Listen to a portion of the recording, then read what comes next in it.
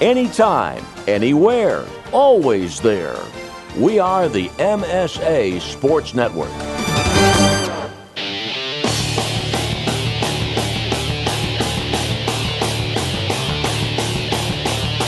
Welcome to the PIHL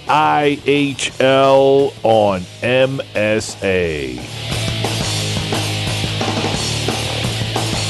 High school hockey at MSAsports.net is sponsored in part by the Pennsylvania Interscholastic Hockey League, by Chatham University, by First Commonwealth Bank, by UPMC Sports Medicine, by Officially Sports, by Progress, by Carlow University, by Dollar Bank, by Monticello's Italian Restaurant, and by Management Science Associates. Now let's head to the rink for all the high school hockey action here on the MSA Sports Network.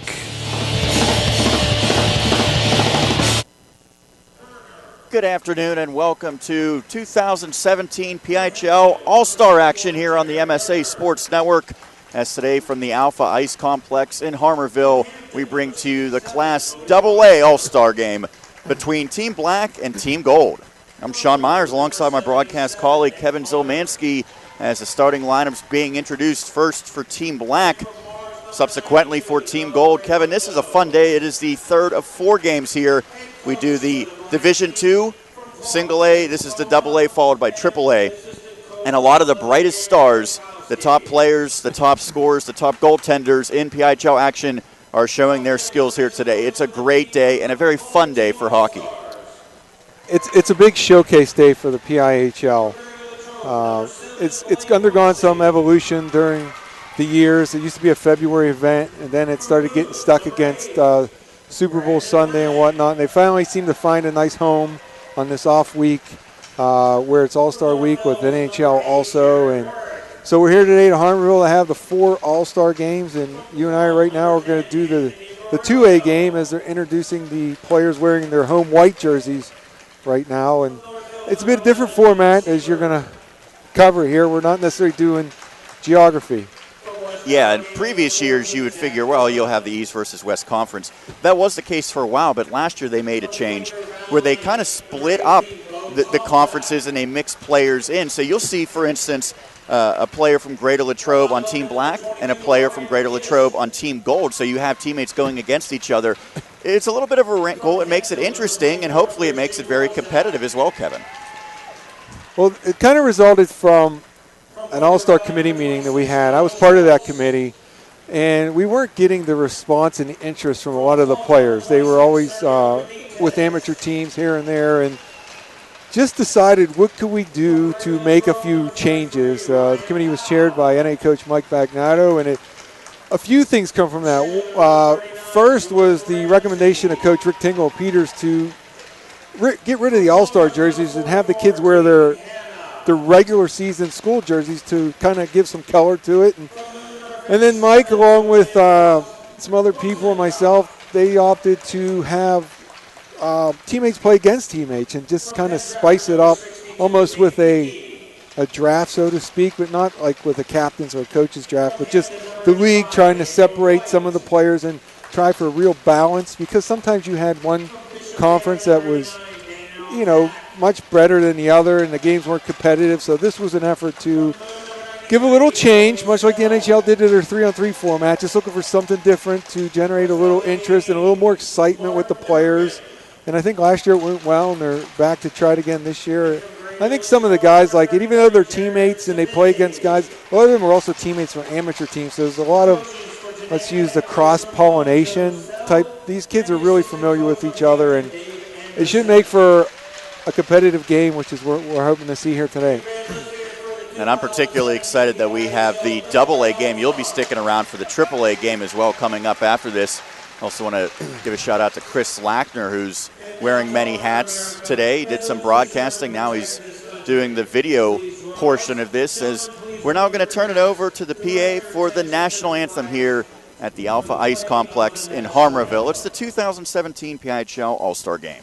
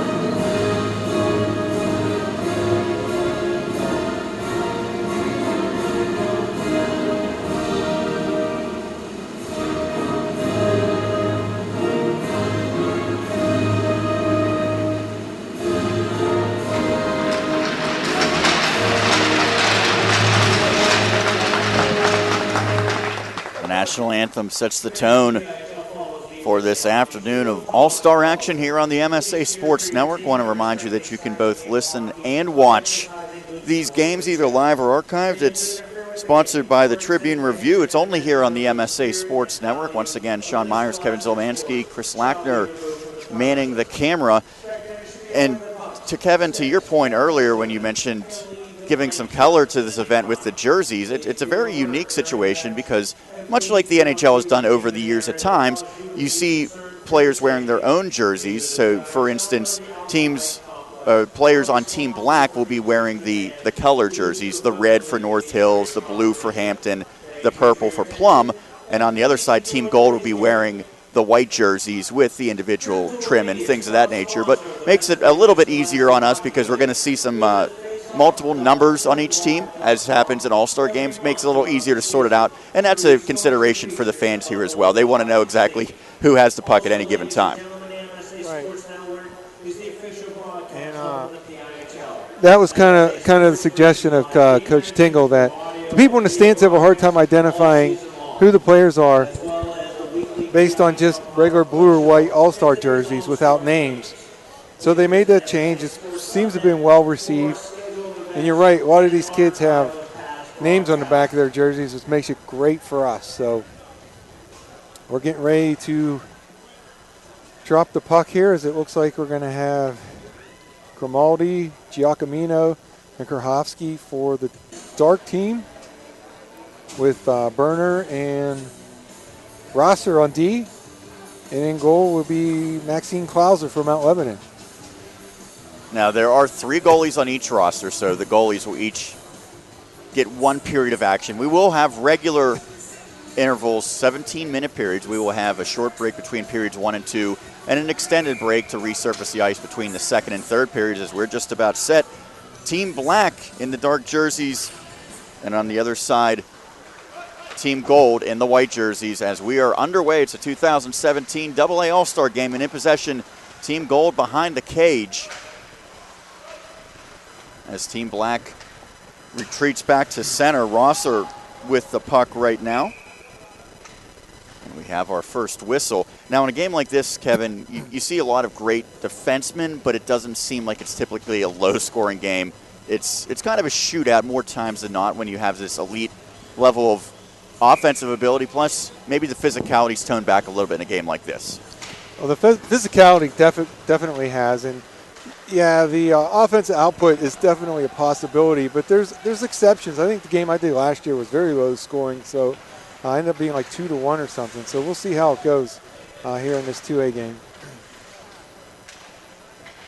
As Team Gold with the puck, as they get it out to center ice with Anthony Borriello entering the zone, representing the Plum Mustangs. He loses the puck but gets it right back on a feed from his teammate Daniel White as it goes back to the point, straight on shot. That one just misses the cage. Long rebound, but it's defended away by Team Black. And now back out to center red. White dishes back to his defenseman. That pass nearly intercepted, however. We have 3 players wearing jersey number 22 for Team Black here this contest, as White gets a shot. That one's easily gloved by Maxim Klauser, the netminder for Mount Lebanon. Good D-to-D regroup there, hit the center streaking, got the offensive attack going, and Maxine Klauser comes into the game with an 8-3 record for the Mount Lebanon Blue Devils, a 2.81 goals against average.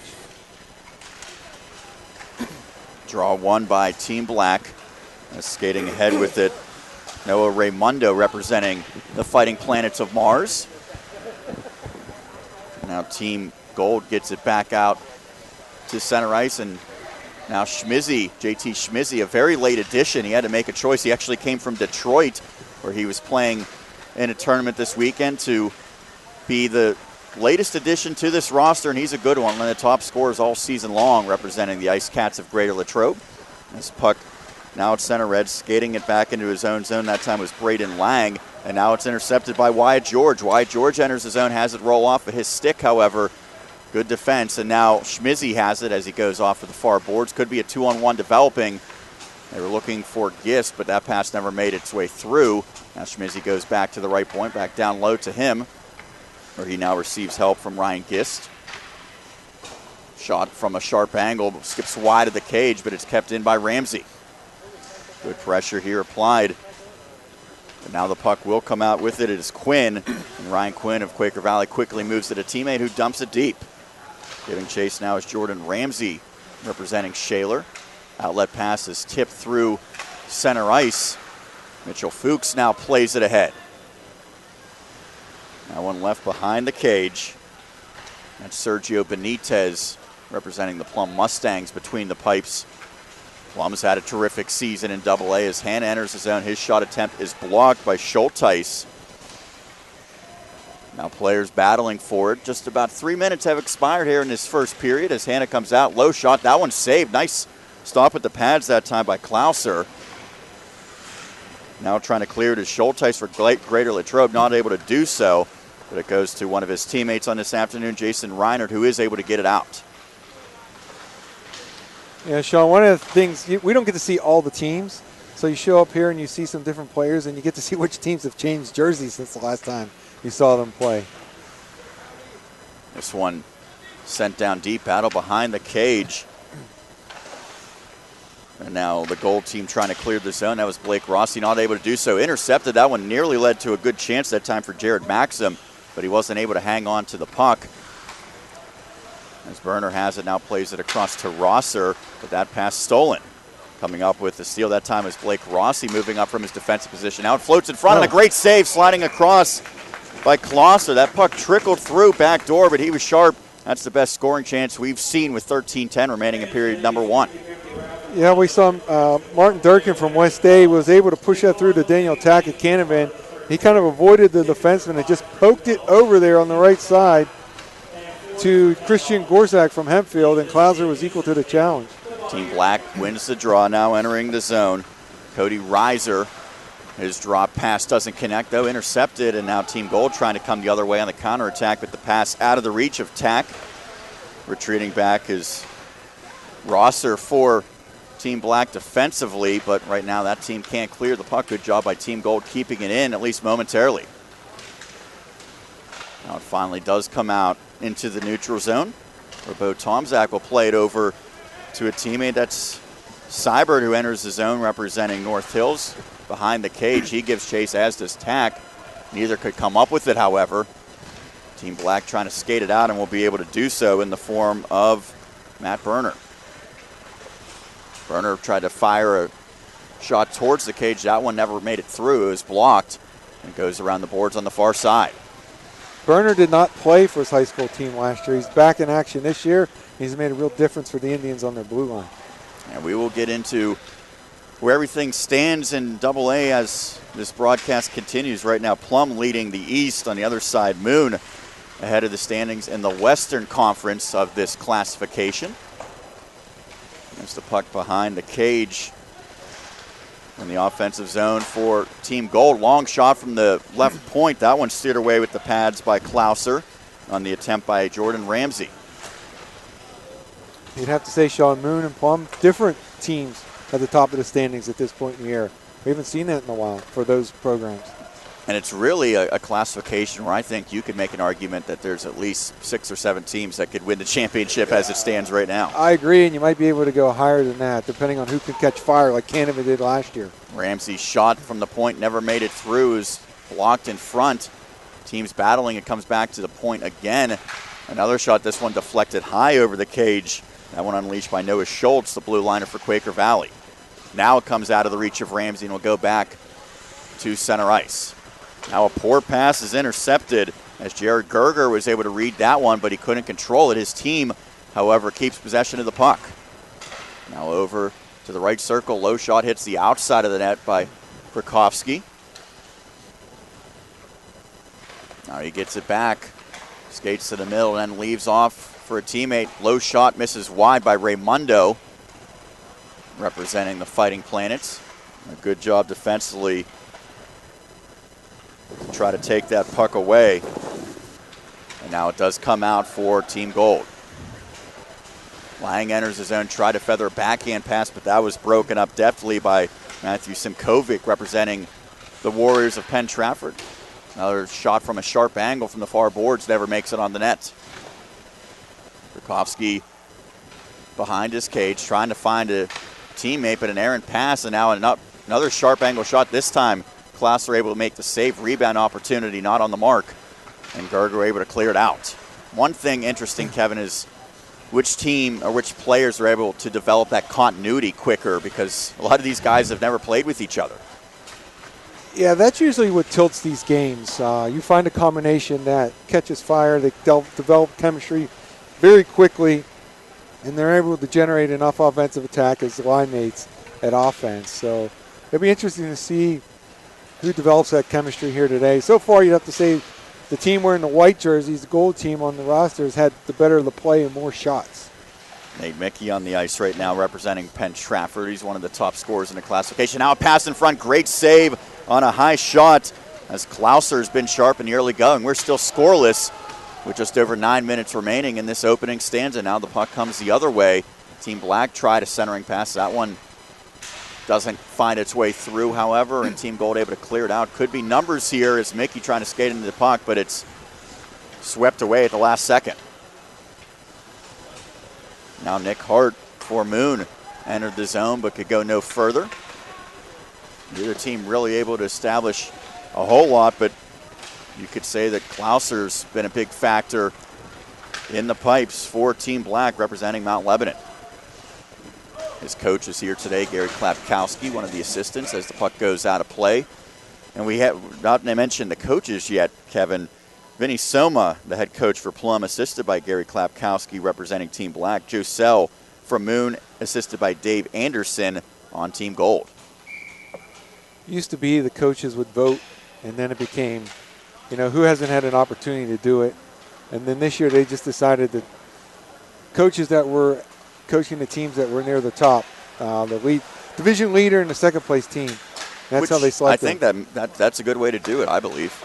Reward the coaches that are doing a good job, and you figure probably will be well represented as far as players here too. Is a beautiful drop pass, but that one just out of the reach that time of tack, and now it comes the other way as Team Black enters the zone. Cody Reiser tries to get in front, loose puck and a backhand, and that one's steered away by Benitez. Perhaps his best save of this first period representing Plum. Yeah, Zach Gunn from West Allegheny pinched down from his defensive position. When he didn't get that puck, allowed the 2-on-1, and here comes Tack. Sharp angle shot, and Klauser had to make a shoulder save that time. That was a dangerous offering. There's now Team Black behind its cage trying to clear the zone. Skating up with the puck is Rosser. Tried to get it past Borriello. Wasn't able to do so in the first attempt, but stays with it. Now skates it all the way deep. Feathers a backhand pass out front. Finds its way to Gates. He can't corral it, and now it could be numbers the other way. Looks like a delayed 3-on-1 for Team Gold. Pass in front, broken up and tipped away at the last second by the goalkeeper, Klauser. You'd have to say Klauser's been extremely sharp the first 10 minutes of this period. Certainly has, as we have just over 7 minutes remaining in this 17-minute frame. Sean Meyers here on the call with Kevin Zielmanski. Also want to thank Chris Lackner providing the videography. It's an audio and video broadcast as an initial save, and then a rebound nearly trickled into the cage behind Klauser. Ended up going just wide to the left side. It went off of the foot of Bo Tomzak. I don't know if that would have been waved for a kick, but he was right there in front. Marco Grimaldi enters the zone for Team Black, but again can't get sustained pressure as Borriello brings it the other way. And now a drop pass to Bo Tomzak as he's trying to shield the puck, would only do so for a matter of a second or so before it's taken away. Goes back to the point, but stays in the offensive zone for Team Gold. No score yet in this contest. Shots are 5-2 in favor of Gold over Team Black. As Krukowski skates behind the net. Thomas Krukowski now plays it ahead to Grimaldi as Team Black gets a line change. And that's another thing for the coaches. You really want to try to give everyone a good opportunity. A pass stolen, shot in front, and a nice save by Benitez as he's able to absorb that offering from Wyatt George. Another good opportunity for Team Black, which now has 3 shots. But getting back to the coaching aspect, you want to make sure all these guys that appear here today get maybe not equal playing time, but everyone gets a pretty good amount of time out on the ice. I used to have 3 instructions.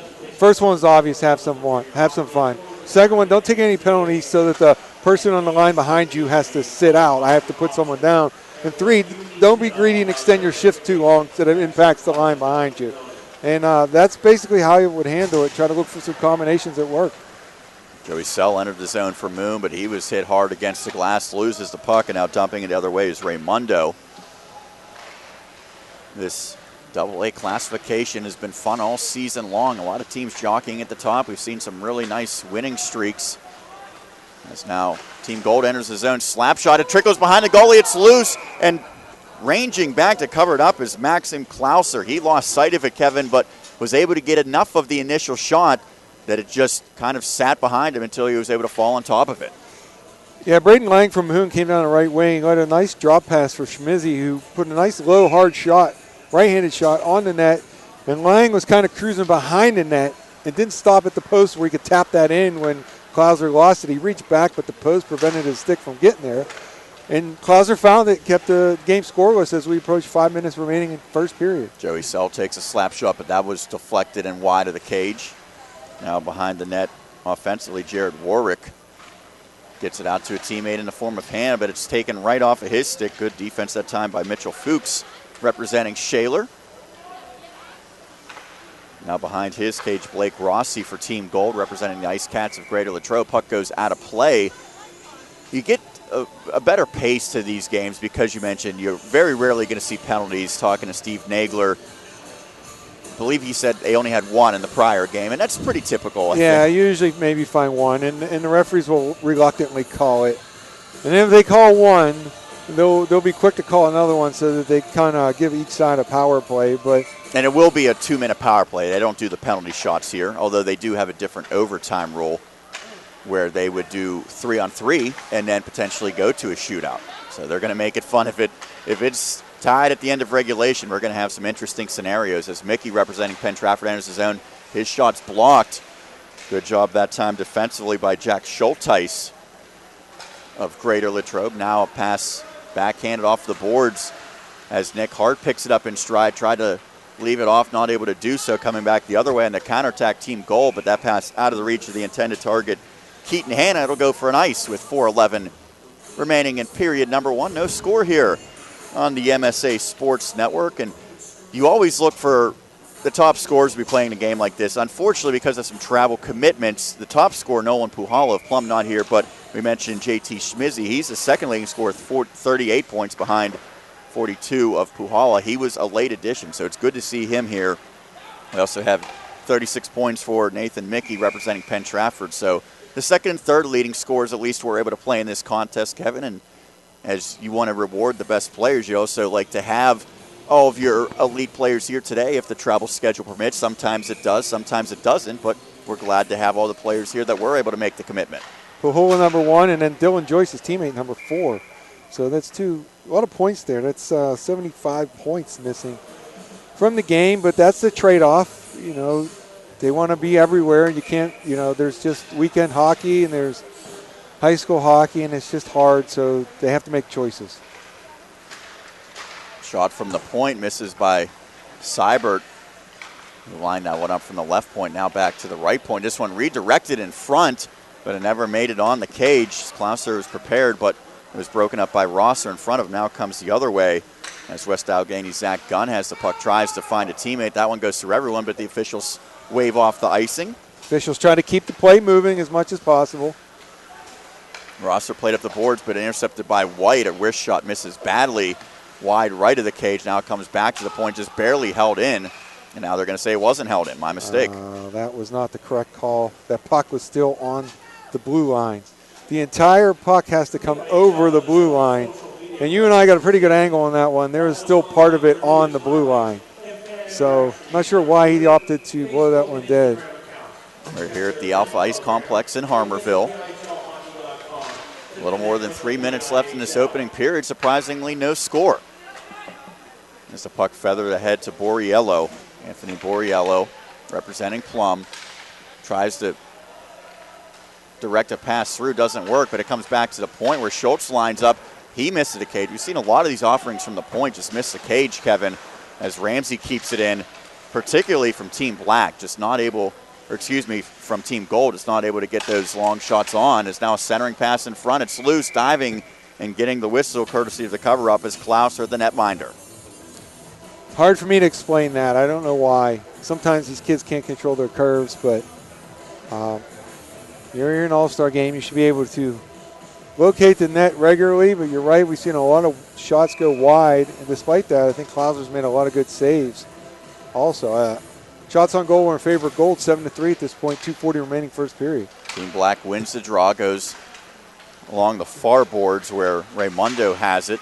He enters his own nice little toe drag. He's got a couple teammates with him, leaves it for Wyatt George back in front. I don't know if that was a shot or a pass, but it was dangerous nonetheless, but ultimately just out of the reach.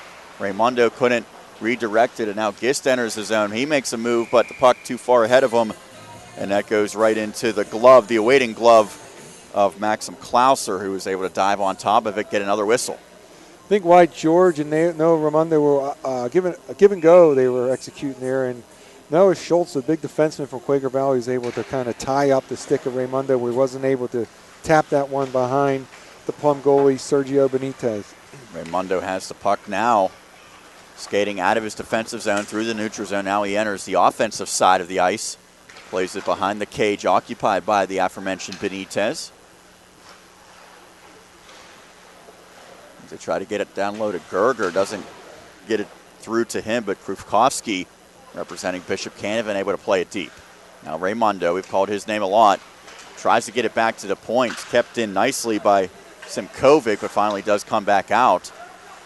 And now Team Gold comes the other way. Schmizzy, a dangerous score, now one up high, just getting a piece of the shoulder that time of the goaltender Klauser. Schmizzy's a guy that you have to know where he's at all times. Dangerous offensive weapon. As entering the zone now is Lang. It rolls off of his stick. Braden Lang for Moon. Wyatt George delivers a pass the other way, looking for Ryan Quinn. That's a familiar name at Quaker Valley.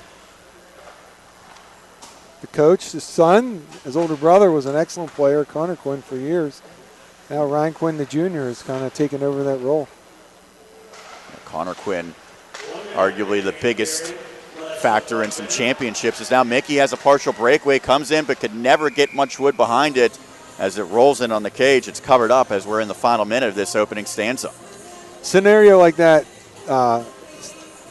Sean, is where you might see a penalty called, where kind of defenseman reaching back, kind of impede the shot. That's a type of scenario you might see something. Teams battle for the faceoff as Mickey tries a spinning shot. That one misses wide of the cage, but he's been active. We mentioned one of the top scorers. As a result, it forces Team Black to ice the puck. So with 43.5 remaining, shots 9-3 in favor of Team Gold, and that team's also going to have an offensive zone draw upcoming. Well, this is certainly an opportunity to generate some offense as Hannah and Mickey have a quick conversation, and Mickey's going to try to get it to Hannah. He goes back to Sell. Sell takes a shot. That one off of the pad of the goaltender Klauser, who had to throw out the leg. And now another shot. That one misses by Hannah, comes out strong off the boards where Mickey comes up with it. Down to 30 seconds. Mickey has the puck, plays it down low, gets it right back, tries to pass in front. That one poked away by the stick. Rebound opportunity. I think that one missed the cage. We have a whistle. The net. Yeah, the net came off its moorings, maybe because of that shot or possibly because one of the players bumped into it trying to turn the corner. So after what nearly has been a full period of play, Kevin, any thoughts on, obviously the shots show that Team Gold has had the advantage. Is that what you've seen as well with your? Yeah, no doubt that Gold has had the better of the play. It's been Klauser keeping them off the boards, and I think we're starting to see a little chemistry here between Keaton Hannah and Nate Mickey. Here they come again. Mickey enters the zone down to 10 seconds, leaves it for Hannah. He tries to make the extra pass to Warwick, never made it through. As now Team Black intent just to run the final seconds off the clock, and that brings an end to period number one. No score in this Class 2A All-Star game between Team Black and Team Gold. We'll take a quick break. We'll be back for second period action. You are listening to 2017 PIHL All-Star Hockey. It's sponsored by the Tribune Review, and it's only here on the MSA Sports Network. Through Chatham University's integrated degree programs, you can save time and money by earning both a bachelor's and master's degree in fields like physician assistant studies, occupational therapy, and physical therapy. And we are adding a new integrated degree program, a bachelor's in exercise science and master's in athletic training. We also offer over 60 clubs and organizations and 16 D3 men's and women's sports, including men's ice hockey starting in 2017. Learn more at chatham.edu/explore. Own your piece of hockey history with a Penguins game used jersey. Visit J&J Distributing at www.jjdistributing.biz and check out one of their largest selections of Penguins game-worn jerseys from your favorite Pens, past and present. Or call 724-752-1556. J&J Distributing buys, sells, and trades some of hockey's most prized possessions, including the Penguins game-worn jerseys, Penguins practice jerseys, minor league jerseys, and new and game-used equipment. Browse their inventory today at www.jjdistributing.biz.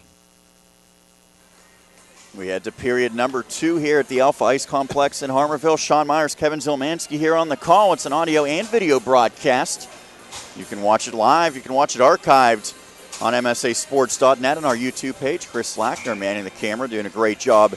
As always, we begin period number 2 with no score between Team Gold and Team Black in this 2017 AA All-Star game as the teams have switched sides.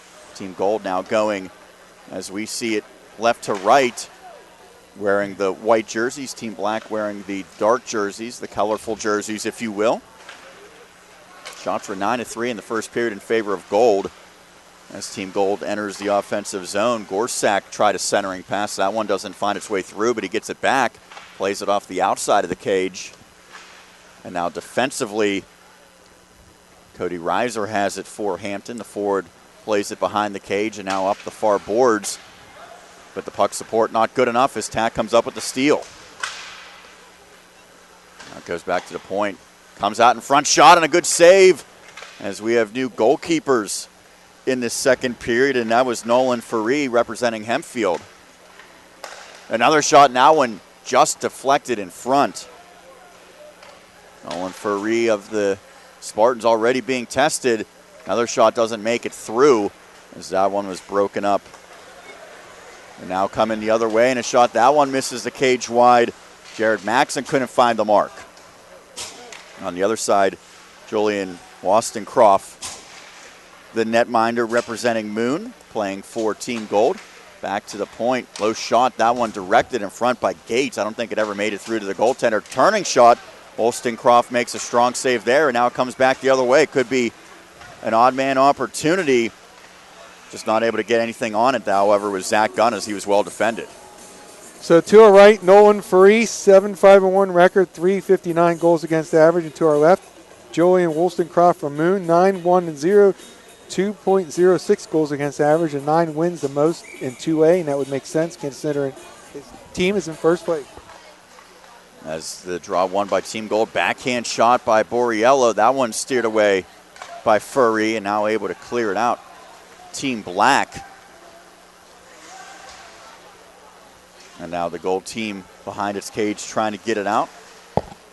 Not able to do so initially. Good job keeping it in by Krovsky, and now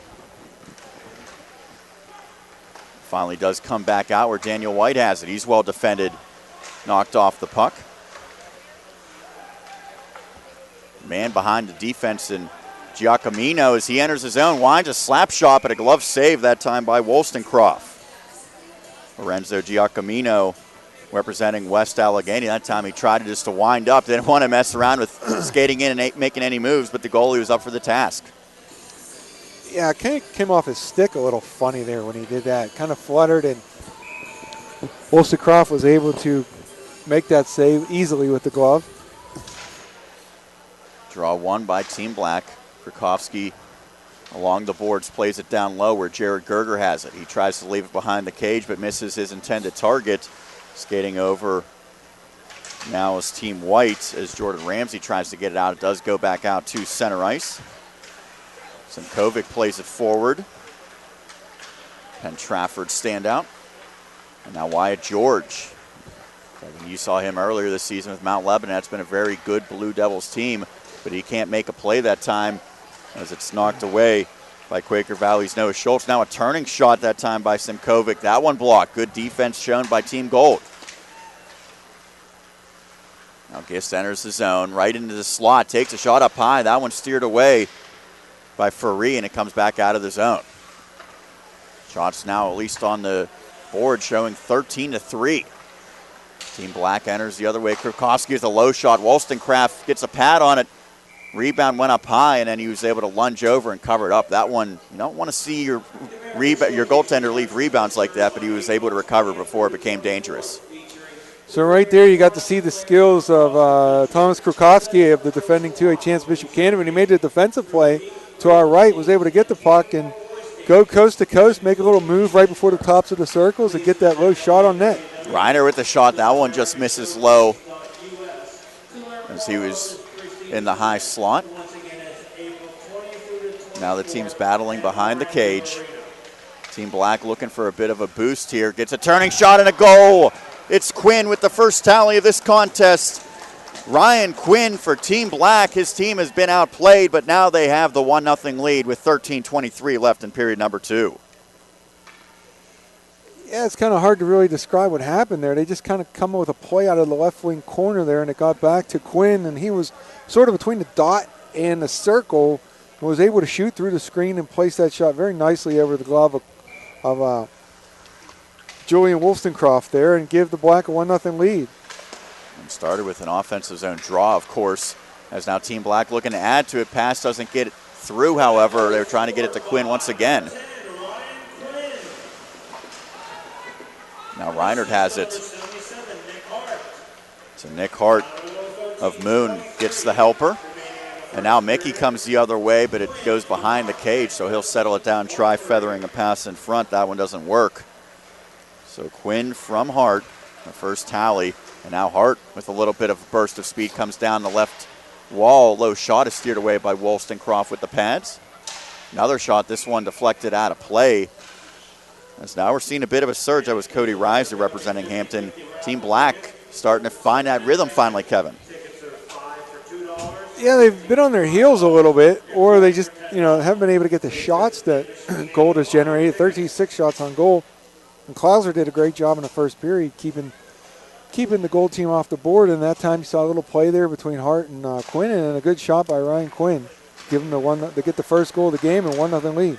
Barner's shot from the points block. Maxim tried one as well. That was redirected. Now centered out in front, a shot. Wollstonecraft looked behind him. Now it comes back out, and that one's fluffed over the net by Rosser, but a tap-in opportunity is good. Maxim finishes it. It's quickly 2-0.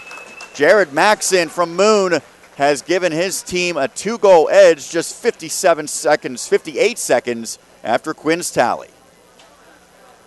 Well, there was a lot of pressure on Wollstonecraft right there. The play was going on down around the goal mouth area behind the net, and Schmizzy was able to locate it behind the net. Or maybe, I'm sorry, it wasn't Schmizzy. It was Corey Gates from Latrobe. And he was able to throw it in front of Maxon, and he was able to just quickly get rid of it and put it in the back of the net. Now a slap shot the other way misses the cage as Christian Gorsak stepped into that one. 2-0 in favor of Team Black. 2 goals, 58 seconds apart. Now Team Black skates out to center red. Gage does get the assist along with Rosser. Reiser has it.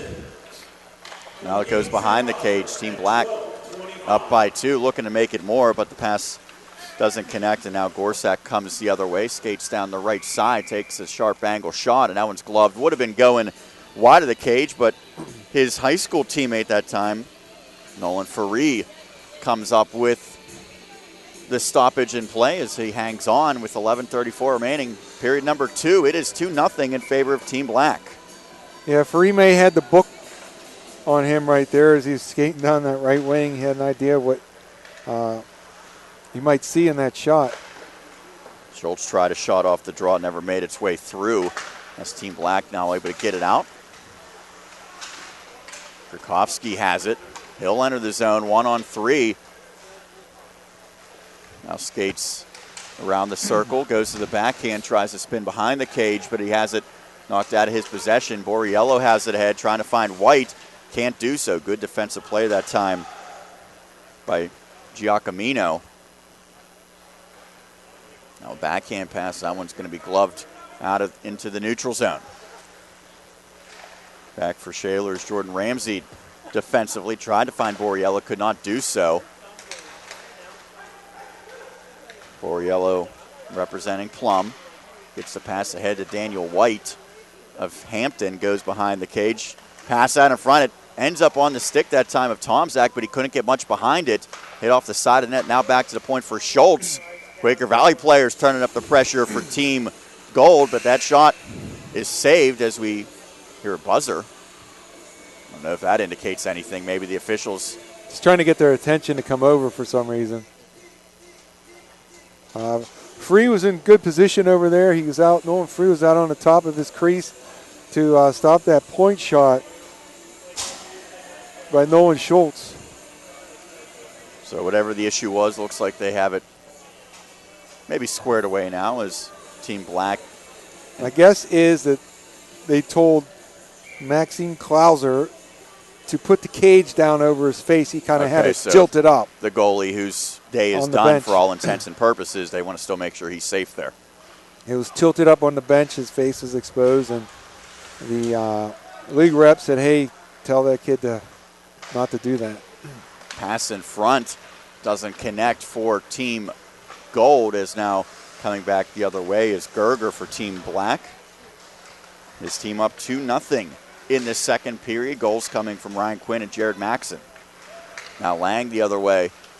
Passes in front, redirected by Schmizzy. I don't think it was going on the cage, but Furry lunge back. Now Schmizzy has it again. Comes down the left side, fires a close angle shot. That one saved. Rebound opportunity, and we get a whistle. I think the net might have gone off. Nonetheless, the goalie was down. He lost his helmet. That's what it was. Good call, Kevin, as you're pointing to the cage by Nolan Furry. Whistle should immediately blow when the goalie's cage falls off his head, his mask. I guess they don't wear cages anymore. They wear the masks. And lucky because the forward for Mount Lebanon, Gist, was ready to tee that one up. He would not have had any face protection, so that's how we get the whistle. Team Gold wins the draw. Shot right off of that wind, just goes wide of the net. Now a centering pass, and that one was fanned on. Team Gold starting to get it going a little bit, but now Raymundo comes back the other way. He enters with speed, fires a shot. That one blocked away by Wollstonecroft. Offense starting to pick up as Warwick has it in front of his netminder. Skated out of danger, played off the boards, but a bad bounce, so it allows Team Black to keep it in, at least momentarily. Now Nate Mickey has the puck. He tries to skate through, can't do so. Gerger fires a turning shot. That one easily saved by Wollstonecroft down low with the pads. Warwick gets a pass, trying to feather it over to his teammate Hanna, not able to do so. Now, it's an all-star game, but up by 2 goals. Does Team Black maybe become a little more defensively responsible? It's a shot inside by Mitchell Fuchs, stopped by Wollstonecroft. Do you play that same style of hockey as it is tripped up? And we are going to have our first penalty of this contest. It's going to be against Team Black, but you're saying all-star game, you don't worry about playing any defense at this point. No, not at this point. Just way too early. I mean, sometimes you'll remind guys of just best practices, good hockey technique. Hey, look for this pass here. This guy was open. Maybe you didn't see him. You're not really getting too detailed into the coaching. But it can get competitive come the third period. Mitch Fuchs of Shaler in the box. So the man advantage now for Team White, trying to pull within 1. Ramsey has it. Now he skates in, looks across, fires over. A little hesitation move, and now it's chipped back out to Schultz. Back down low from the far circle. And now a shot and save. That's maybe not the angle you want on a power play, but nonetheless, you do force the goaltender to come up with a save, as Furry was able to make that stop on the shot by Gorsak. If you're going to shoot from that angle, you want to get low and generate that rebound off the far pad. But years ago, Sean, we used to get a practice. It used to be one practice before the All-Star game, because I ran a couple of those practices. You try to get, some chemistry with the lines, and maybe you have some sort of special team set up, but that just got to be too difficult to get everyone to appear at those practices, so that's no longer done. Ramsey got a shot off the last draw, was saved and gloved. Now another draw won by Team Gold with the man advantage. But Team Black able to clear it out. That'll run some time as Wollstonecroft gets down. Will leave for Ramsey, who comes back. Axel, one of the goal scorers on the forecheck, and creates a turnover. Oh, nice job by Team Black on the penalty kill here. As a shot, that one goes over the cage. Cody Reiser of Hampton doing some strong work, shorthanded. Now Tack has it. He'll enter the zone with a teammate to his right, leaves for that teammate. That was Gorsak. Now it goes behind the cage and back out front for Team Gold with the man advantage. Centering pass, and now it's trickles through, and that's going to allow an opportunity other way for Reiser. His shot over the cage. Looking blocker side, I believe. Couldn't find the mark. Now a pass intercepted by Gates. Reiser has it again, spun around, but had it knocked off his stick by White. So now White comes the other way. And he's upended. Play continues, centering pass in front. Borriello tries to come up with the steal, not able to do so. And now skating out with it, representing Greater Latrobe, is Corey Gates. Gates gives chase shorthanded. Final seconds of the man advantage as that penalty is expired. Good job that time on the kill by Team Black. You know, that opportunity for Reiser, you could hear him, and that reminded me of one of the real important things in this game. Gates didn't really see him, but he yelled. So the communication is really important because you're not, you're not regular line mates. So when he gave him a yell, he was able to know to look in that direction, and that's always important. I would remind the players that often. Borriello, sharp angle shot and an unorthodox save, but effective nonetheless by Nolan Furry of Hempfield as he gets the whistle. Shots now 19-11 in favor of Team Gold. Of course, Team Gold maybe a little bit confusing, I guess, or misleading because their team wearing the white, but you go with the Penguins colors, the black and gold, makes sense. As the draw won forward by Team Black. As Giacomino enters the zone. Nice job dancing. Fires a shot. That one gets behind the goaltender, Wollstonecroft, but trickles wide. That was one of the better individual efforts we've seen thus far, a little more than halfway through this contest. Now JT Schmizzy enters the zone from the left side. Goes to the backhand, tries a power move. Can't get the puck forward, but stays with it. Now comes out the other way, gets it back to the point. And that one mishandled, leads to a turnover. Could be a 2-on-1 the other way. Giacomino enters the zone, fires a shot low. That's a save. Rebound opportunity out of the reach that time of Krofsky. But that's the type of shot you like to see, Kevin, right? The low one where you get the rebound. Right. It's a shot and also a pop pass, as they call it, pass off pad. So when you're coming down that side, you're shooting low for that far pad. And the geometry of it is when he hits that pad, it's going to come right in front. Springboards kind of off of it. Yeah, it's going to be the angle in front instead of to the corner where they could stick it. And he had Nick Hart going to the net. But he just wasn't able to complete the play there.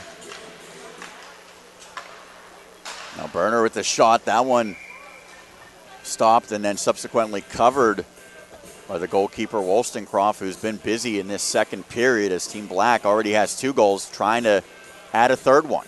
Yeah, he was searching for that rebound quick for a moment, but he found it, so we stay 2-0 Black, 5:11 to go, second period. There will be an ice cut, so we'll have an intermission. We'll go over the scoring recap, give our thoughts on the first 2 periods, and also kind of highlight the season as it stands now in Class 2A. Maybe some of the favorites, some of the surprise teams, as this one goes the length of the ice, but the officials wave off the icing as Team Black goes back to retrieve it. Burner has it now, leaves it off for Rosser. Can't get the puck out, however, it's a turnover. To your Team Gold right now, Kevin, you feel like they really want to get one over these final 4.5 minutes to cut this lead in half. Try to get one before the 2-minute mark and then see if you could generate another one. But definitely like to make it 2-1 before the intermission. These games have a tendency at times to be very high scoring, so it's not like a 2-goal deficit is insurmountable. It's a long shot. That one fired over the cage. Wollstonecroft reached for it, but couldn't snag it. Raymundo trying to do some work, but now it comes out the other way. Hanna skates with Mickey. It could be a delayed 2-on-1 pass ahead to Mickey. Enters his zone and he scores. There's the goal we're talking about with 4 minutes left in period number 2. What a finish. Nate Mickey makes it 2-1 off a beautiful feed. He was in alone, and that time he was able to outwit Nolan Faree, the goaltender for Hempfield.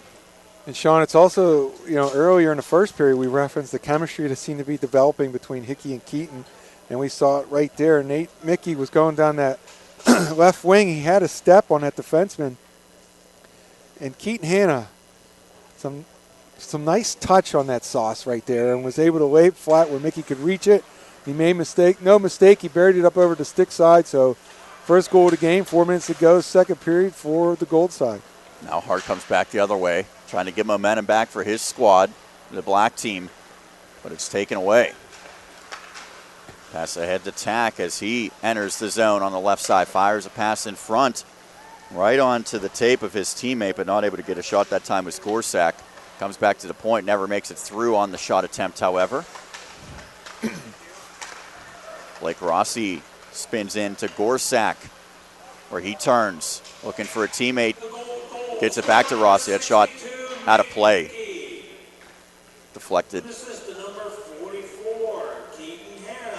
See if there's a secondary assist. Jordan Ramsey picks up the second helper. So our goal scorers, Quinn and Maxim for Team Black, and for Gold, Nate Mickey. 3:18 left in this second period. Sean Meyers, Kevin Zielmanski on the call here. Chris Lackner manning the camera. It's the MSA Sports Network's 2017 AA All-Star Game PIHL action on this Sunday afternoon in late January. About 3 weeks left in the regular season. There's Maxim behind the cage. He has a tally already. White comes up with it, however. Pass out in front and stolen by his fellow Talbot as Reiser tried to get something towards the cage, but not able to do so. White, second try, also unsuccessful, but now Joey Sell will play it behind the cage to Blake Rossi. Rossi will fire a pass, and it's a good one, connects with White. Now a beautiful drop pass. Borriello skates in, fires a shot just over the cage. Borriello had a point-blank offering, just could not find the mark. It was a good long pass, but I like to see my defenseman, even though he's back, to get in front of that long pass, not behind it, allow it to complete there.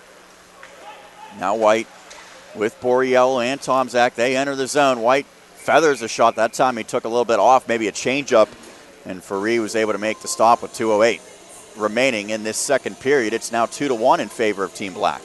Good skill there by Daniel White of Hampton. He's fifth leading scorer, 13 goals, 18 assists, 31 points. He kind of toe dragged there, and he was avoiding the back check of his teammate. Cody Reiser was able to come down the right wing and get that shot on net, but Faree made the save. Hampton in second place in the Eastern Conference behind the Plum Mustangs. Although the last time they met, it was a dominant performance by Plum. Now less than 2 minutes as a shot from the point. That one never made it through. Giacomino is able to break it up, but then he entered offsides. I think it was offsides on himself. So we get a whistle.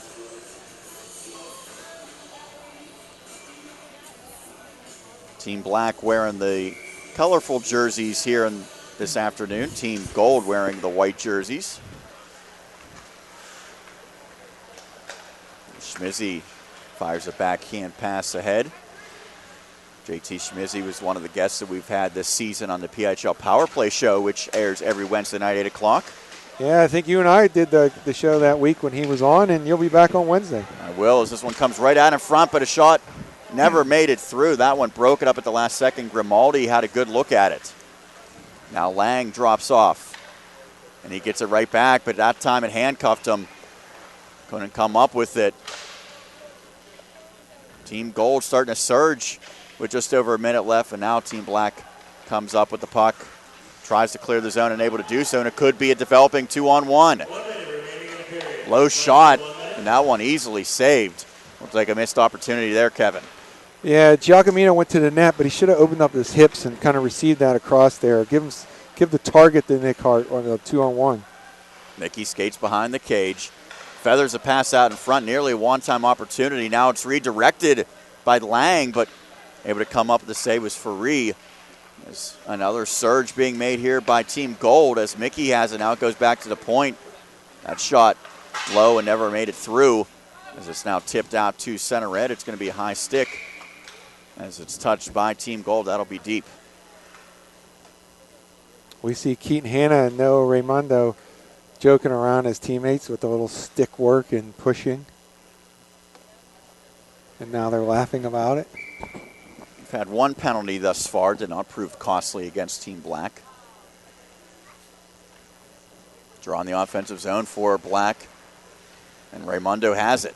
Tries to go behind the cage, but he stood up there. Comes back to Rosser on the left point. He's going to step into a shot. It's a hard one, but it's right into the chest of Wollstonecroft.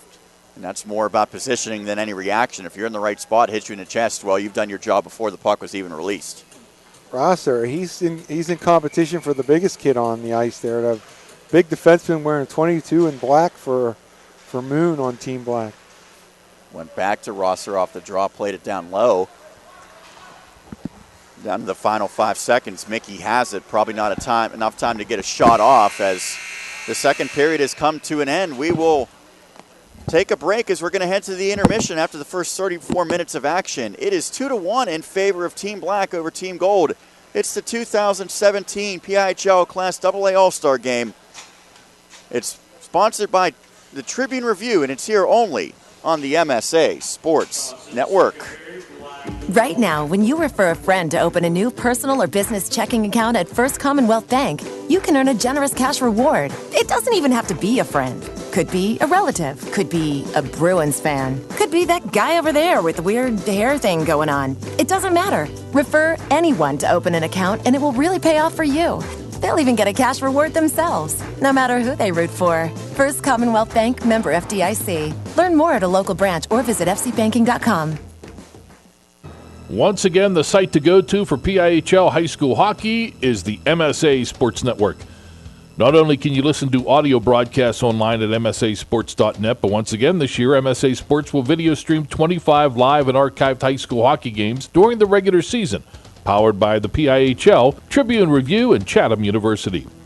Plus, MSA Sports has exclusive broadcast of the Penguins Cup playoffs. Your home for the PIHL is the MSA Sports Network. People ask what drives me. It's the respect I have for my opponents, the trust I have in my teammates, a coach who treats me with dignity, and a university that has faith in me on and off the field. That's what keeps me focused, why I practice harder, play my heart out. I play to win. I play for Carlo. Tell us your story using #WhatDrivesYou. Carlo University, a proud sponsor of the MSA Sports Network. The team at UPMC Sports Medicine doesn't just rebuild wrists and knees. They build better athletes. Athletes at every level who want to get stronger and faster and prevent injuries. Fact is, no other sports medicine program in the region is more experienced when it comes to treating, training, and inspiring athletes. UPMC, the official healthcare provider of the Penguins, Steelers, and you. Find out more at upmcsportsmedicine.com.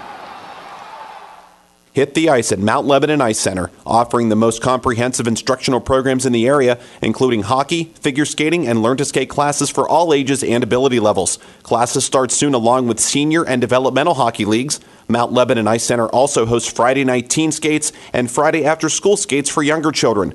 Birthday party packages also available. Mount Lebanon Ice Center, serving the South Hills for more than 35 years. Call 412-561-4363 or go to mountlebanon.org. This is Josh Roundtree from the PIHL Power Play Show at MSASports.net. Along with Kevin Zielmanski, we plan to bring you the best high school hockey talk in Western PA this season. We'll cover every classification, AAA, AA, Single A, and D2. All right, D2, Gordon Bombay, Charlie Conway, the Bash Brothers, Kevin. Wolf the Dennis Stenson, the Flying V? No, Kevin, it's Division 2. It's Knuckle Puck time? All right, it's Knuckle Puck time. It's the PIHL Power Play Show sponsored by Chatham University every Wednesday night, 8 o'clock at MSASports.net.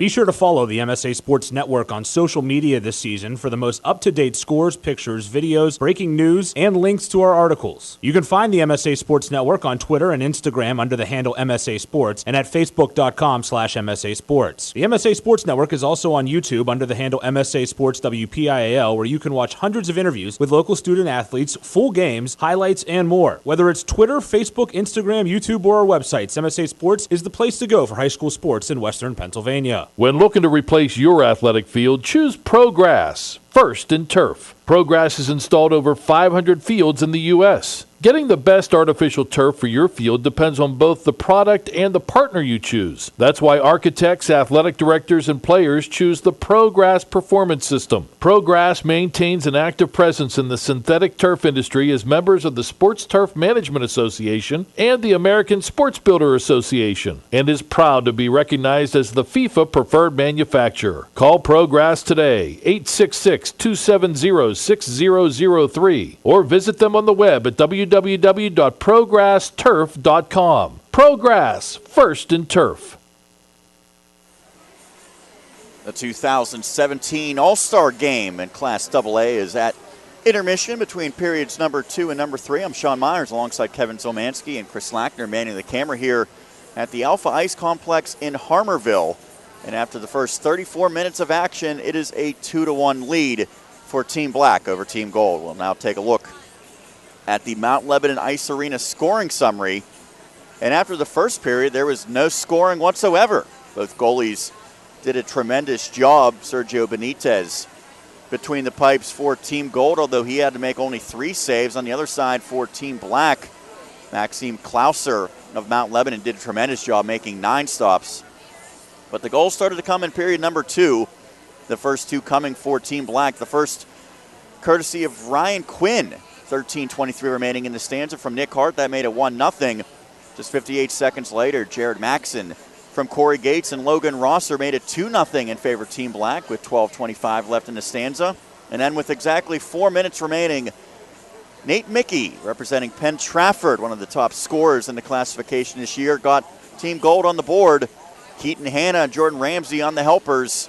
That made it 2-1 in favor of Team Black. That's where we stand right now. Shots after 2 periods for Team Gold, 23 shots. So 9 in the first, 14 in the second. On the other side, 15 shots for Team Black, 3 in the first and 12 in the second. We will see the final set of goaltenders upcoming in this third period. It'll be Philip Gagne representing Quaker Valley for Team Black and Ryan Powell of Greater Latrobe for Team Gold. We're going to take a quick break. That was the scoring recap, which of course, as always, sponsored by the Mount Lebanon Ice Arena. We will be back to talk about the landscape that is Class 2A with just a few weeks remaining in this regular season. You're listening to 2017 PIHL All-Star Action. It's sponsored by the Tribune Review, and it's only here. It's on the MSA Sports Network. People ask what drives me. It's the respect I have for my opponents, the trust I have in my teammates, a coach who treats me with dignity, and a university that has faith in me on and off the field. That's what keeps me focused, why I practice harder, play my heart out. I play to win. I play for Carlo. Tell us your story using #WhatDrivesYou. Carlo University, a proud sponsor of the MSA Sports Network. The team at UPMC Sports Medicine doesn't just rebuild wrists and knees. They build better athletes. Athletes at every level who want to get stronger and faster and prevent injuries. Fact is, no other sports medicine program in the region is more experienced when it comes to treating, training, and inspiring athletes. UPMC, the official healthcare provider of the Penguins, Steelers, and you. Find out more at upmcsportsmedicine.com. Right now, when you refer a friend to open a new personal or business checking account at First Commonwealth Bank, you can earn a generous cash reward. It doesn't even have to be a friend. Could be a relative. Could be a Bruins fan. Could be that guy over there with the weird hair thing going on. It doesn't matter. Refer anyone to open an account and it will really pay off for you. They'll even get a cash reward themselves, no matter who they root for. First Commonwealth Bank, member FDIC. Learn more at a local branch or visit fcbanking.com. Own your piece of hockey history with a Penguins game-used jersey. Visit J&J Distributing at www.jjdistributing.biz and check out one of their largest selections of Penguins game-worn jerseys from your favorite Pens, past and present. Or call 724-752-1556. J&J Distributing buys, sells, and trades some of hockey's most prized possessions, including the Penguins game-worn jerseys, Penguins practice jerseys, minor league jerseys, and new and game-used equipment. Browse their inventory today at www.jjdistributing.biz. What you want? What you want? What you want is to stay warm this winter by logging on to www.msasports.net each and every day. We have all the schedules, the scores, the rankings, and the standings of the high school winter sports, plus weekly shows like Inside the WPIHL Wrestling Circle, the PIHL Power Play Show, and the WPIHL Roundball Report, along with live and archive broadcasts of whatever your favorite high school sport is. Anytime, anywhere, always there, every day this winter. It's the MSA Sports Network. This is the MSA Sports Network, MSAsports.net, your home for PIHL action. And this afternoon for 4 All-Star games as we are at the break between periods 2 and 3 here in the AA classification All-Star game. It's a 2-1 lead for Team Black over Team Gold. I'm Sean Meyers alongside my broadcast colleague, former head coach Kevin Zielmanski. Kevin, went through the scoring recap already, talked about the action in this game, but let's take a broader look at the 2016-17 PIHL season. It's in AA, I think, particularly competitive, and you could make the argument on any given week that maybe this team now can be considered the favorite. It's that wide open. As we mentioned, Plum leading the way in the Eastern Division with 22 points. Moon with 25 in the West is 2 points ahead of Mount Lebanon. Hampton 3 points back of the Mustangs. As it stands now in the East, it goes Plum, Hampton, Shaler, Greater Latrobe, Hempfield. That would be the cutoff for playoff teams right now, followed by Penn Trafford, Fox Chapel. On the other side in the West, Moon, Mount Lebanon, Quaker Valley, North Hills, Mars. Those would be the 5 teams in, and then it's Bishop Canevin, West Allegheny. Any thoughts on how this AA season has unfolded to this point? Do you think that Moon and Plum right now are the 2 prohibitive favorites? Do you see any teams making a deep run that maybe will surprise some people? What's your thoughts overall on this class? And it should mention that, as we covered Wednesday, Plum has clinched in the East and Moon and Mount Lebanon have clinched in the West. Are they the favorites? Yes. Are they the prohibitive favorites? I'm not willing to go that far. When you're in first place at this point in the season, you know, unless you've had an extremely favorable schedule, and it can't be that way because everyone plays the same schedule and we're down to like 4 or 5 remaining games for each team, then you've kind of earned the favorite status. I have not seen Moon. I'm interested to see them. 25 points, best record in the league. I think Moon and Lebo definitely are 2 favorites in the West. I think the team you watch out for with their pedigree and some of their plays is Quaker Valley, able to make a run. I think last year they were upset early. They kind of knocked them out, but they'll come back with a little more urgency and focus this year in the playoffs. And then the East, we've seen some teams go on runs. At one point, Hempfield had won 4 in a row. Now they're like 1-3-1 in their last 5. Hampton's been pretty steady, and Shaler has really moved up a little bit with a 3-1-1 in their last 5. They now sit at 17 points in 3rd place behind Hampton and Plum. You know, maybe Shaler is the dangerous team that no one talks about a lot. Team I have not seen a lot, but they got a new coach. They had some playoff experience with Hampton and Matt Rinaldo, so you never know there. But I think I would maybe put Plum and Moon on one level, and then maybe just a smidge or a millimeter behind them would be Lebo. And then you have probably Hampton, Shaler, Quaker Valley all in there. Greater Latrobe's a team that has a great goal differential as well this season. So that's a team. You talk about pedigree. There's a lot of teams here in AA that have had success previously either in this class or maybe in a lower class. Right. So you have some teams that have multiple championships on their resume, teams like Greater Latrobe teams like Bishop Canevin, Mars, Quaker Valley. So there's a lot, and it looks like right now the Crusaders are on the outside looking in, but I think that speaks to the overall depth of this entire class. And I believe firmly, based on my experience, that having that past history in your program matters. Obviously, the players change, but some of that gets passed on. Plum hasn't been up there. They haven't won a Penguin Cup since the first 1A one in 1989. Moon hasn't won any. That pressure comes on in those periods, in those playoff games. So you don't know how the players are going to react until they're in that environment. So I would not discount the championship pedigree of Quaker Valley and Latrobe. Also Mars, they could be a dangerous 5 seed. Canevin is uncharacteristically on the outside looking in right now, but they are an example of what can happen.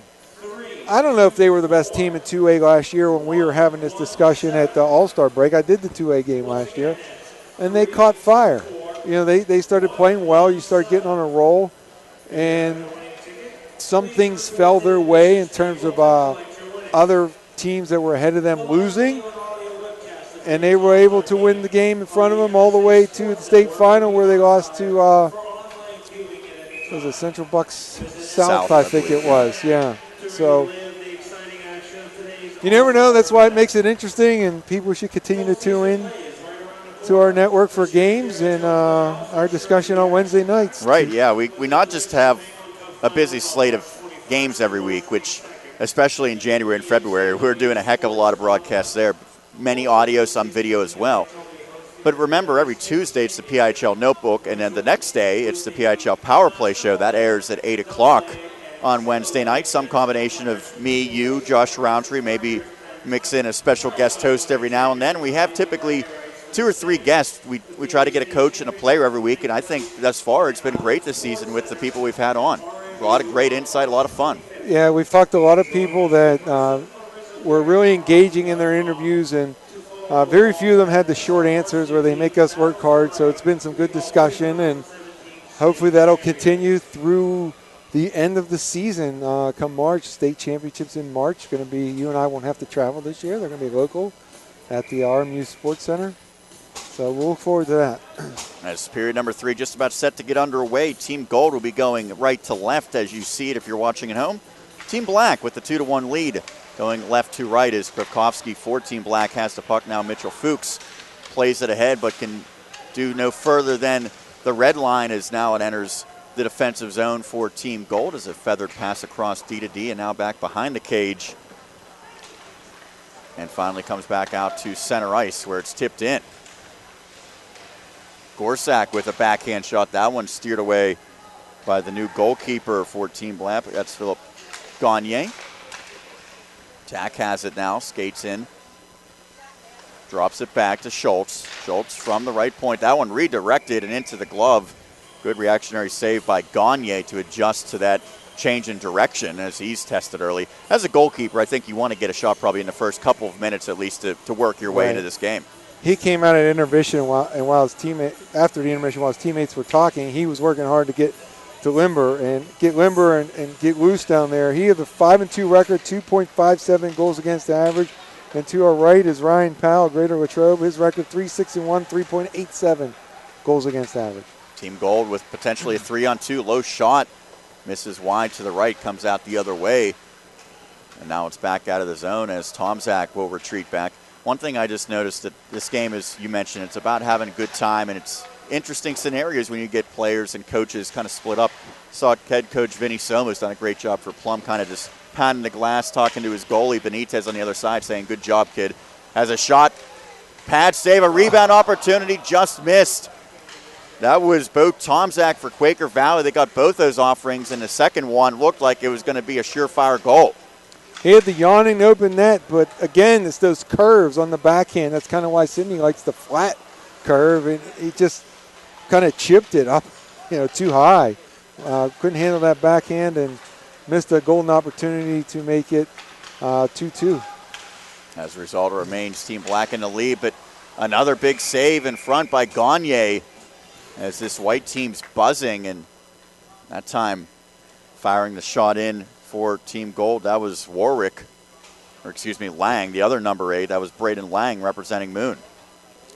You know, Sean, another reason this is a good day is you'll see a lot of the local colleges that come and watch these games and do some scouting. I know when I coached at Duquesne, I did that often and got to talk to a lot of people, try to drum up interest in your program. So I've seen a couple of those coaches in their jackets floating around in the facility today, and maybe they'll be able to find some players. Now a beautiful drop pass. Giacomino fires a shot and misses wide from the left circle. And to your point, so if you're a college coach in a scenario like this, you really can't gauge a player as well as a regular season game, but you can still see some of those skills that are on display as now Team White comes the other way. And a backhand just misses wide. That time it was JT Schmizzy on the attempt. I think gauge quite a bit here because there's a lot more skill on the ice. You see how they react. As long as the teams are playing competitively, and they seem to be playing competitively tonight, you could get a pretty fair idea. And, you know, I used to talk to a lot of kids. It doesn't mean they're all going to go there. A lot of these kids have dreams of juniors, but you just kind of plant that seed in case that doesn't work out. You might be looking for a place to play. Most, if not all of these kids are not going to play Division I hockey, but they still can find a place to advance in college. ACHA is good hockey. There's a lot of levels to it, so you can find something to do and while you're going to school studying. Offensive zone draw won by Team Gold, but the black team now able to skate it out. Jared Gerger of Hempfield, team that moved up from single A a couple years ago to the double A classification, now backhanded behind the net for Team Black. And skating with it is Rosser. He picked up a helper earlier in this contest. Now this one's going to go the distance, and errant pass leads to an icing against Team Black. Team White with an offensive zone draw has a plus 12 margin on the shot clock right now, 27-15, but still trailing by a single goal. Do you get the feeling maybe they're due to break through with all the pressure they've applied to the goaltenders today? Yeah, you kind of sense that maybe they can make something happen here with Mickey and Keaton. Hannah again is combined to get that first goal for them as we get the offsides there when Schultz was not able to keep that in. Now this has been a good combination for them. Schultz has done well at the point for them.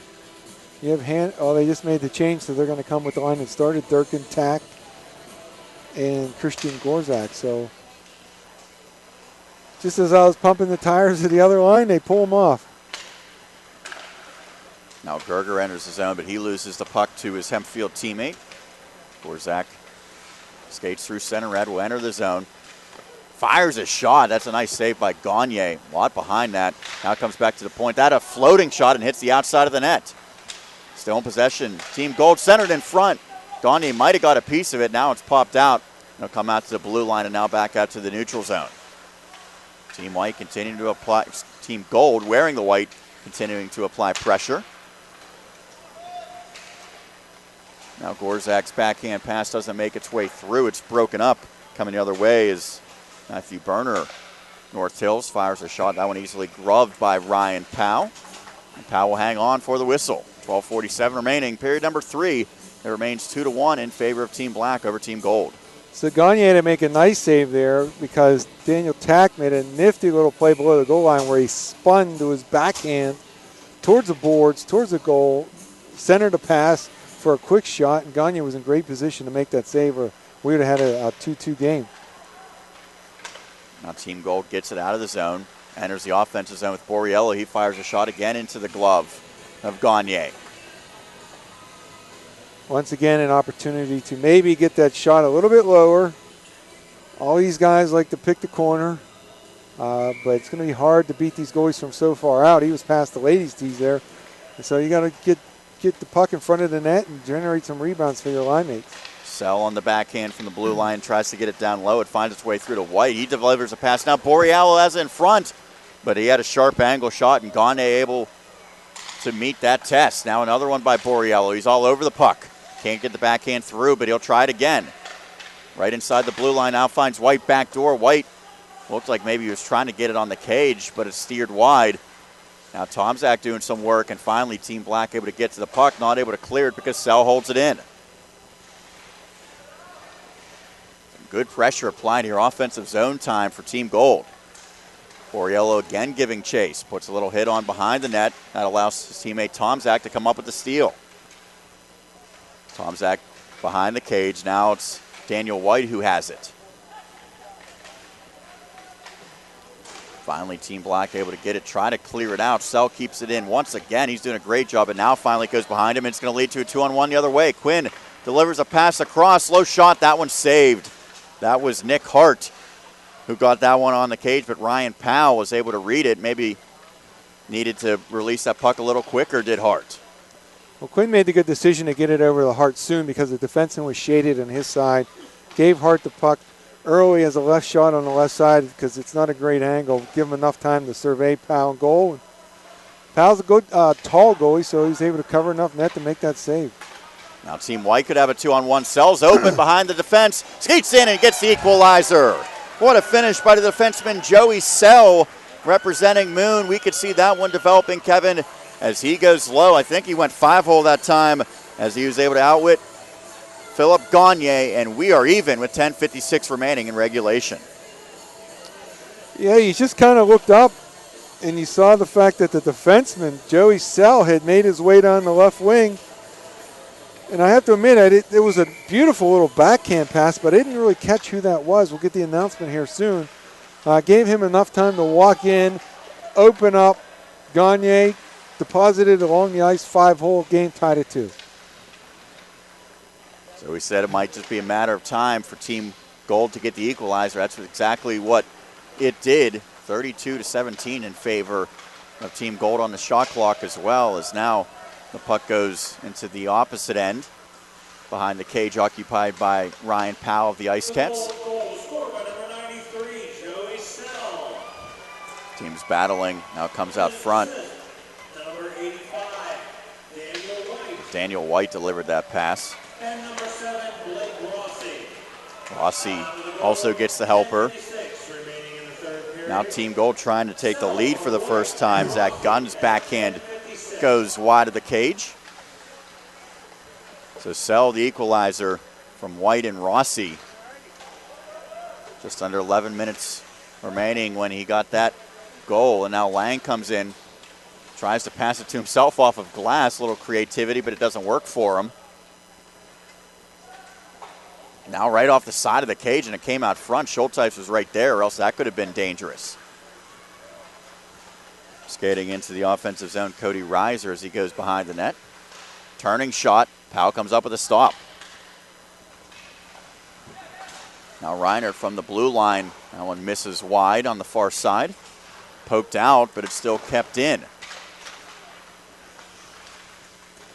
And now finally the puck cleared out of the zone.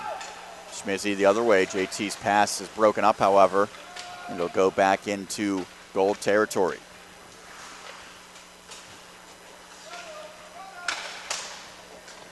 Kind of ping pong back and forth here. Little tennis in the neutral zone, and here comes Rosser on the attack on the right wing. And it's a good shot, but Powell's up for the test. I don't know if he got that with the glove or with the pad, but nonetheless. And now it's a 2-on-1 with Mickey entering the zone from the left side. Toe drag, fires a shot, and it's a goal. What a goal by Mickey as he has given his team the lead. Nate Mickey from Penn Trafford on a beautiful individual effort. He had numbers, and he used it to his advantage with a great toe drag, had the goalie looking the other way, and was able to shoot it short side. At the 8:19 mark of the third period, Nate Mickey comes down on a 2-on-1 with, he had Burner back on D, and down the right side he had number 8, Jared Warwick of North Hills. As a lefty, he was able to pull it in tight with the toe drag around Burner and then deposit it behind the goalie, give Gold the 3-2-1, and I guess you could say, if you're old enough, Sean, that was so fine. Mickey was so fine right there, huh? Channeling the 80s tune. These guys wouldn't understand that, but Caden Hanna picks up the helper on the goal. So Mickey with 2 goals, he's making his bid to be the #1 star in this game.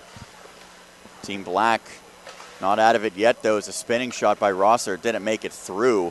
And now Team Gold comes up with the puck. Skating into the zone for Quaker Valley is Schultz. His sharp angle shot hits off the outside of the net. Now backhand pass comes out of the zone to Mickey from Hannah. Right now, the go-ahead goal in this contest as Tack winds up at center ice. Now he enters the zone on the left, or excuse me, the right side. And a pass that was intended for Gerger hits the skates of the official. That could have been a breakaway. Tough break for Team Black, and now the team is able to clear the zone. That has to be a terrible feeling, Kevin, when your team has a play set up and the official just incidentally gets in the way and kind of breaks it up defensively in his own right. No one probably feels worse than the official does, but they're part of the ice, the play, and you got to know where they are and try to work around them there.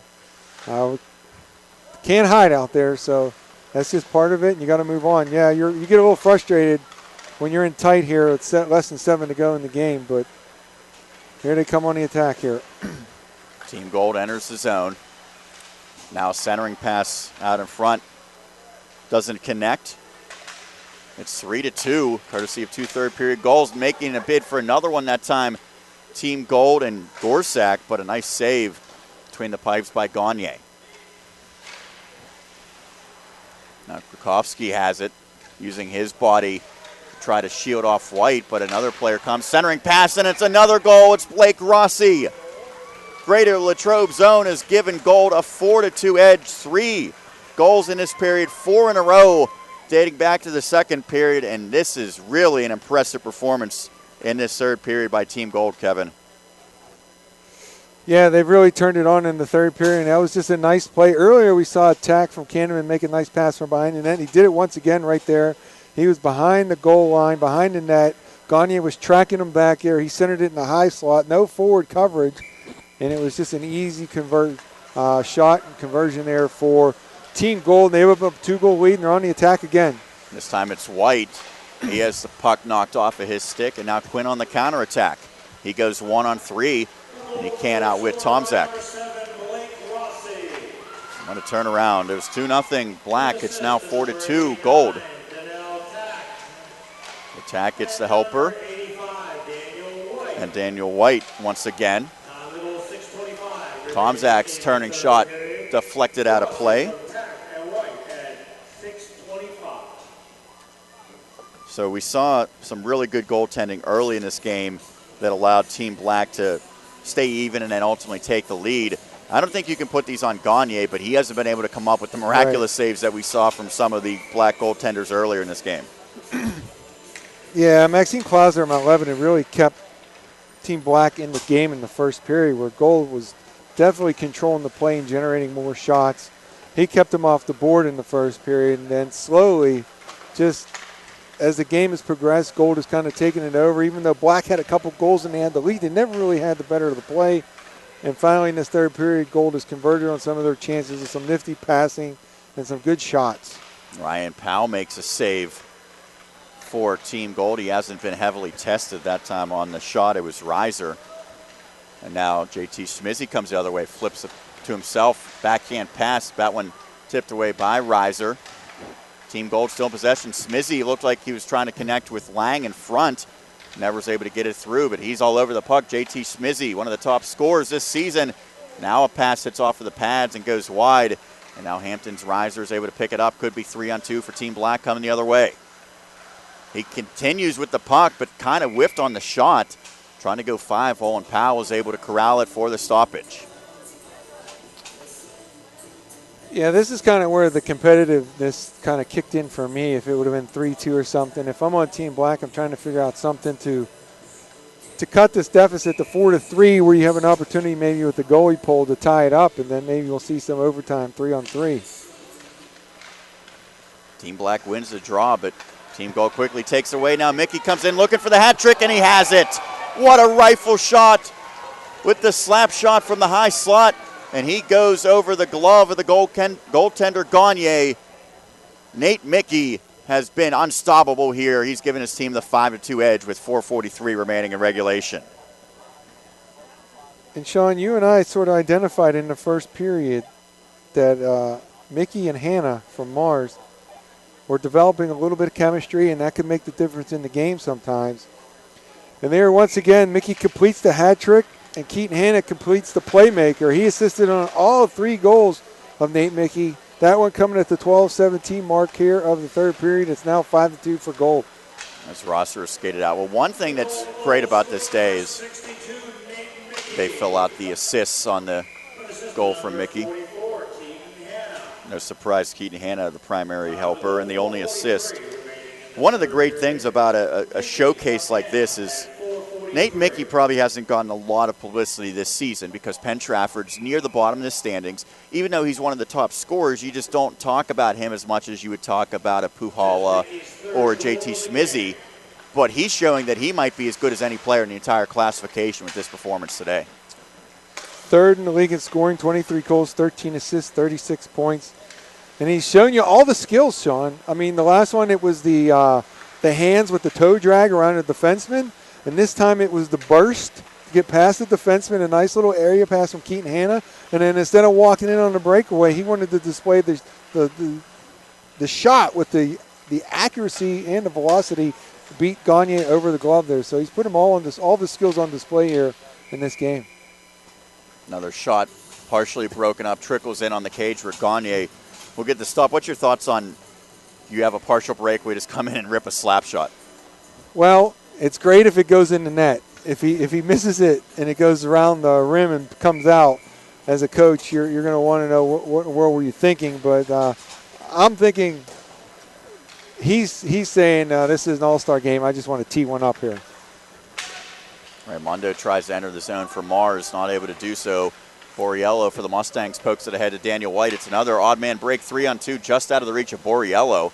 Maybe he wasn't able to track the puck as it looked like it was near his stick. As now Tom Zach for Quaker Valley leaves it behind. To White right back to Tom Zach.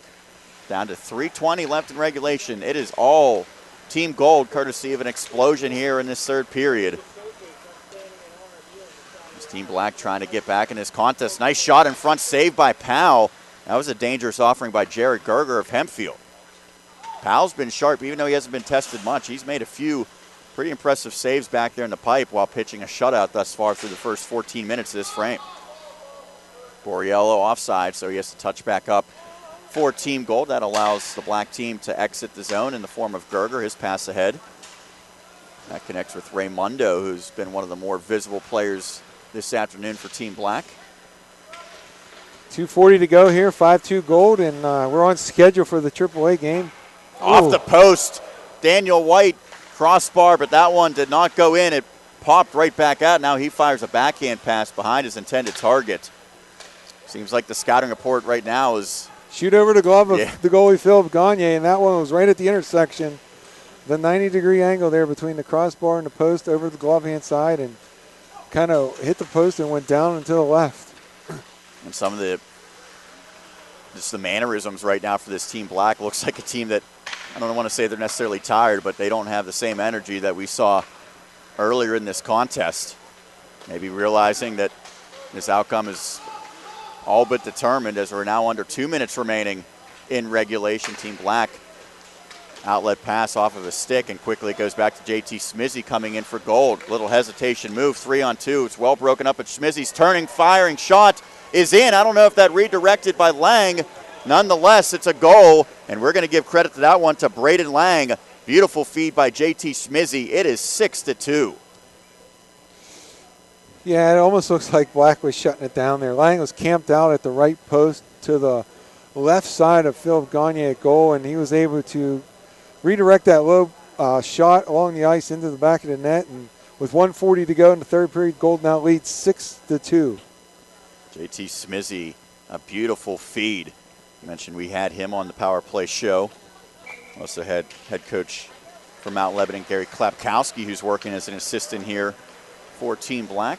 That's another shot, this time Gagne able to make the glove save on the soft offering from Ryan Gist, and he hangs on.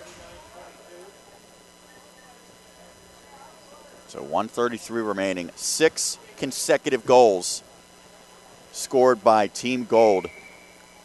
Since the 4:35 mark of the second period when the black team scored to make it 2-0, it's been all Gold on the scoreboard. Now a shot from the point. That one off of the blocker. Out of play as Gagne was able to deflect that offering from Blake Rossi from the right point. We will have the AAA All-Star game to follow this, the final of 4 this afternoon at the Alpha Ice Complex in Harmarville.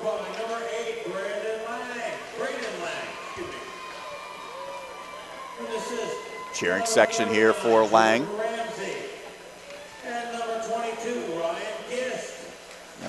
They give the assist to Ramsey and Gist, but clearly Schmizzy, I thought, was the one that made that pass. Nonetheless, Mickey skates in. He already has a hat trick, looking for number 4. This time angled wide of the cage. Can't get the shot on the mark. Back to the point. This one fired in, rebound, and it's tipped wide of the cage by Mickey. Down to 45 seconds remaining.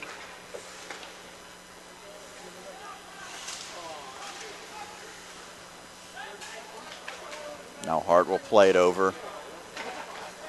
Kevin, you're going to stick around for the AAA game with Matt Vandriak, who's here taking in this action. He's got the vocal cords revved up. He's ready to go. He's sipping some green tea right now to get prepared for the broadcast on this cold winter day.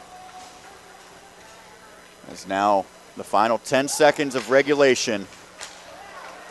Reiser's ahead. He's going to have a partial breakaway here for Team Black. Drops a pass, and a great save by Ryan Powell on his teammate.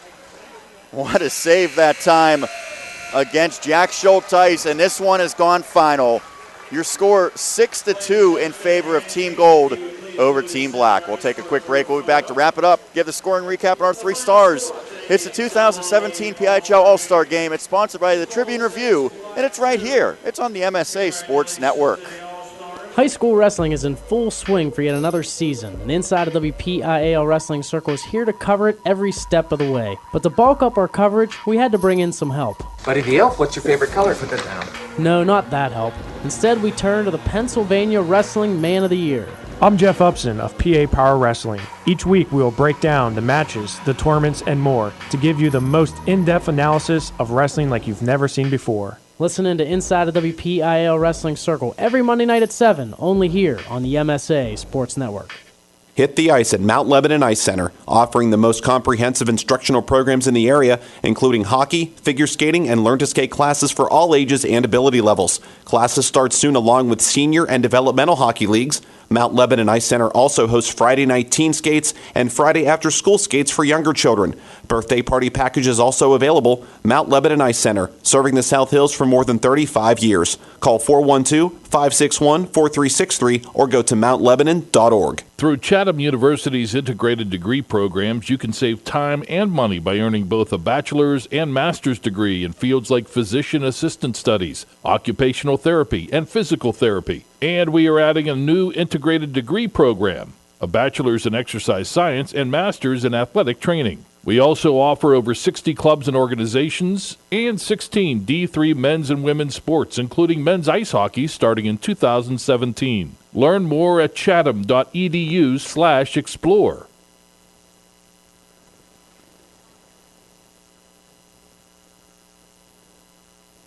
This is Josh Roundtree from the PIHL Power Play Show at MSASports.net. Along with Kevin Zielmanski, we plan to bring you the best high school hockey talk in Western PA this season. We'll cover every classification: AAA, AA, Single A, and D2. All right, D2, Gordon Bombay, Charlie Conway, the Bash Brothers, Kevin. Wolf the Dennis Stenson, the Flying V? No, Kevin, it's Division 2. It's Knuckle Puck time? All right, it's Knuckle Puck time. It's the PIHL Power Play Show, sponsored by Chatham University, every Wednesday night, 8 o'clock at MSASports.net. Back here to make this one official as it has gone final. The score 6-2. Team Gold over Team Black in the Class AA PIHL All-Star Game. Sean Meyers, Kevin Zielmanski here. Kevin, we saw a complete reversal of fortune after you had mentioned that second goal for Team Black made it 2-0. 6 unanswered, 1 coming with 4 minutes left in the second period, and in the third period, a 5-spot put up by Team Gold. Really completely slanted ice in their favor and ended up being, I would say, a pretty lopsided outcome when it was all said and done. Yes, the 6-2 final makes it look like it wasn't a competitive game, but it was. Although the Gold side had the advantage in the shots on goal. They were just able to solve Philip Gagne in the third period for 5 goals to make the score a little bit more lopsided than maybe the play indicated. If you want, where do you want to go? To a scoring recap or stars of the game? We'll do the quick scoring recap sponsored by the Mount Lebanon Ice Arena.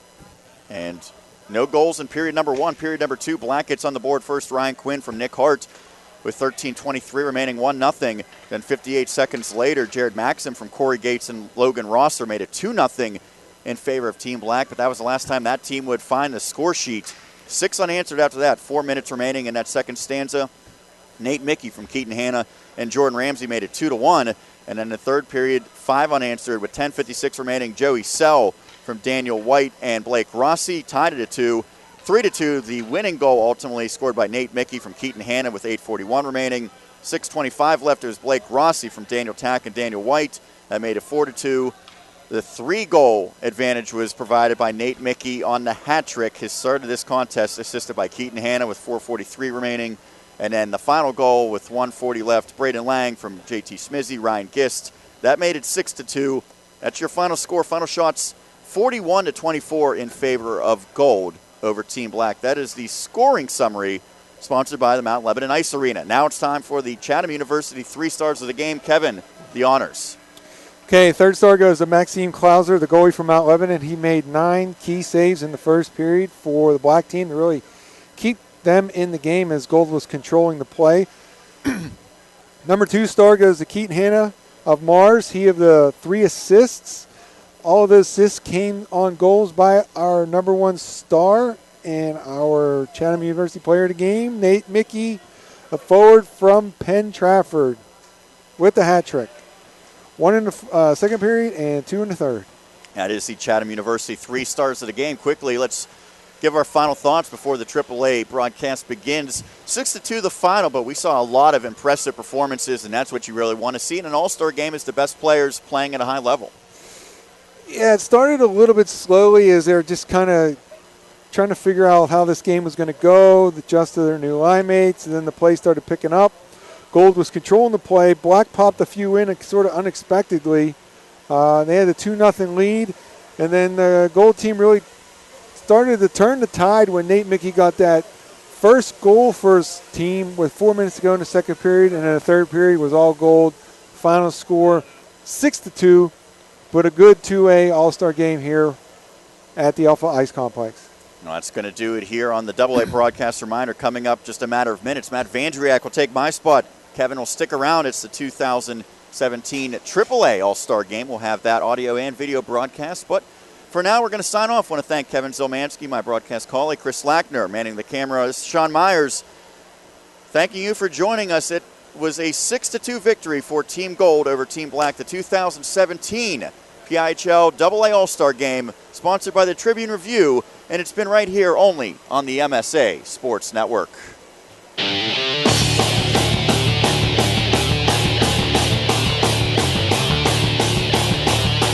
You have been listening to the PIHL on MSA. High school hockey at MSAsports.net has been sponsored in part by the Pennsylvania Interscholastic Hockey League, by Chatham University, by First Commonwealth Bank, by UPMC Sports Medicine, by Officially Sports, by Progress, by Carlow University, by Dollar Bank, by Monticello's Italian Restaurant, and by Management Science Associates. You can follow the high school hockey season all year long, every day, by logging on to www.msasports.net. The preceding has been a special presentation of the Management Science Associates Sports Network.